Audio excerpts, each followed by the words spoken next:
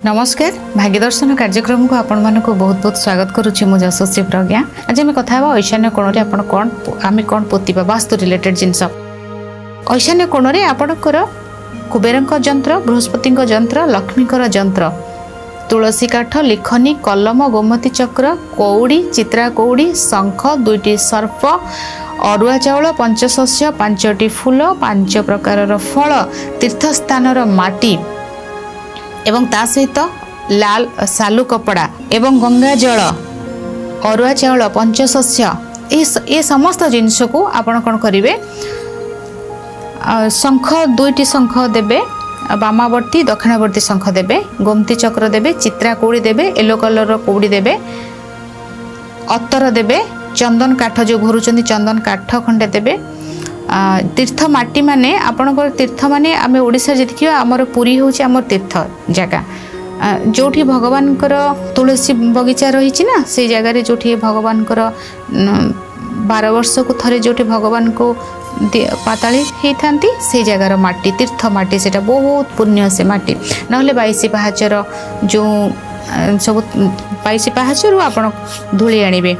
निर्माल्य ये समस्त जिनस को आपण कौन करेंगे, लाल सालू कपड़ा से रखिए, नड़िया रखिए, लिखनी रखिए, पैता रखिए, गोटे कॉइन रखिए, सर्पटा जो कहली 2टी सर्प ताकि आपणकर रूपा हो, सुना हो, तंबा हो, अष्टधातु कले बहुत भल। अष्टधातु मध्य सेठी रखिए, मुठाए अरुआ चाउल रखिए, 5टा प्रकार शस्य को रखिए, पंचामृत मध्य रखिए। ये कौन करेंगे, कौन पुष्या नक्षत्र रे गुरु पुष्या हो, रवि पुष्या हो, ये समस्त जिनस को आप रखिए। आपणकर जदि घर आरंभ होची से करेंगे ना घर हो सारी गुरु पुष्या जोगरे आपण परिवार मुख्य जी अच्छा धरवे, धरिकी आपणकर घर जदि वास्तु दोष किसी रही जहाँ कष्ट रही जहाँ कहे कहीकि भगवान को प्रणाम करी 2 हाथ खोली दे पोती देवे।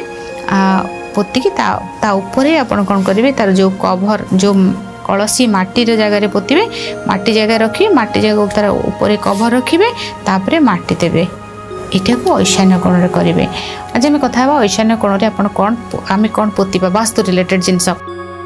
ईशान्य कोण आपणकर कुबेरंक जंत्र, बृहस्पति जंत्र, लक्ष्मीकर जंत्र, तुलसी काठ, लिखनी, कलम, गोमती चक्र, कौड़ी, चित्रा कौड़ी, शंख, 2टी सर्प, अरुआ चाउल, पंचशस्य, 5टी फूल, 5 प्रकार फल, तीर्थस्थानर माटी एवं ता सहित लाल सालू कपड़ा एवं गंगा जल, अरुआ चाउल, पंचशस्य ये समस्त जिनस को आपण कौन करेंगे।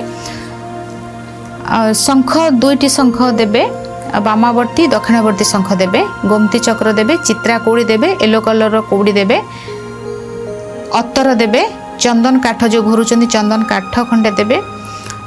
तीर्थ माटी माने आपणकर तीर्थ माने आम ओडिशा जी आमर पुरी हूँ आम तीर्थ जगह जोठी भगवान तुलसी बगीचा रही ना से जगार जो भगवान 12 वर्ष को थरे जो भगवान को पाताली होता से जगार माटी तीर्थ माटी से बहुत पुण्य से माटी ना 22 पाहाचर जो सब 22 पाहाचर आपण धूली आनिबे।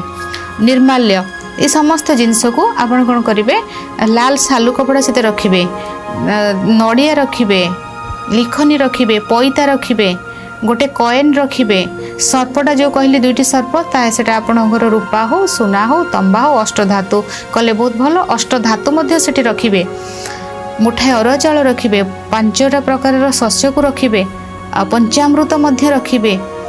ये कौन करेंगे, कौन पुष्या नक्षत्र रे गुरु पुष्या हो, रवि पुष्या हो, ये समस्त जिनस को आप रखिए। आपणकर जदि घर आरंभ होची से करेंगे ना घर हो सारी गुरु पुष्या जोगरे आपण परिवार मुख्य जी अच्छा धरवे, धरिकी आपणकर घर जदि वास्तु दोष किसी रही जहाँ कष्ट रही जहाँ कहे कहीकि भगवान को प्रणाम करी 2 हाथ खोली दे पोती देवे।